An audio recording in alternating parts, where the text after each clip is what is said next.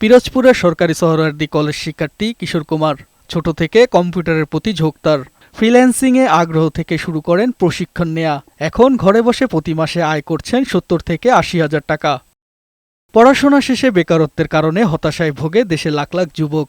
তবে ফ্রিল্যান্সিং করে বেকারত্বের হতাশা থেকে বের হয়ে নিজেদের দক্ষতার মাধ্যমে অর্থ উপার্জন সম্ভব বলে মনে করেন কিশোর কুমার। ফ্রিল্যান্সিং শুরু করি বলতে যখন আমি শুরু করব ভাবতেছি বিভিন্ন জায়গায় ইউটিউবে ভিডিও দেখতেছিলাম কিভাবে শুরু করা যায়, কিভাবে টাকা ইনকাম করা যায় অনলাইনে।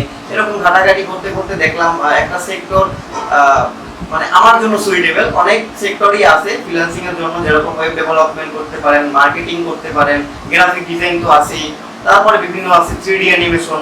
এরকম অনেক সেক্টর আছে যেগুলো নিয়ে আপনি কাজ করতে পারেন, ইউআই ইউএক্স।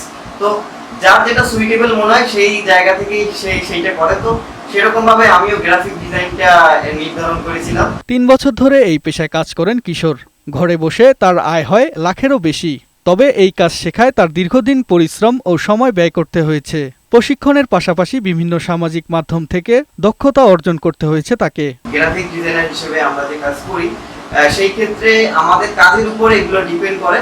তো মোটামুটি আমার ৭০০ থেকে ৮০০ ডলারের মতো আমার মান্থলি ইনকাম থাকে। অন্য ক্লায়েন্টের সাথে কাজ করার অভিজ্ঞতা আছে, যেমন আমেরিকা,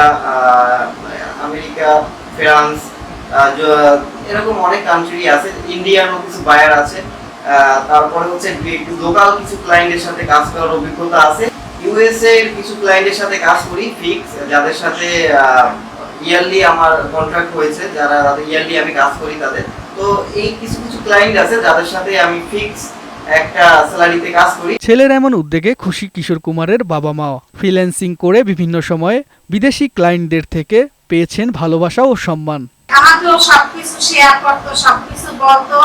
বলার পরে আমি কিন্তু পরে অনেক সাপোর্ট দিছি, অনেক সাহায্য করছি।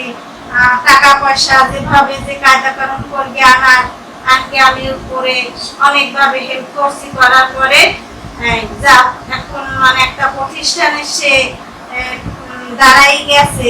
বর্তমানে মোটামুটি কিছু টাকা পয়সা রোজগার করে।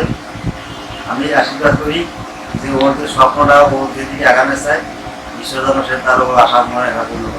Not only were they done to perfection, but they were done in a timely manner, and that's super important when you're trying to get the best freelancer out there. So if you need a designer, check out Kishore. He is the best.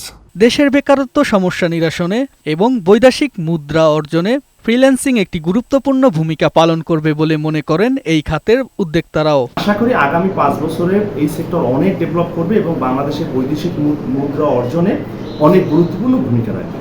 আর কিশোর হলো আমাদের একজন পুরাতন একজন student.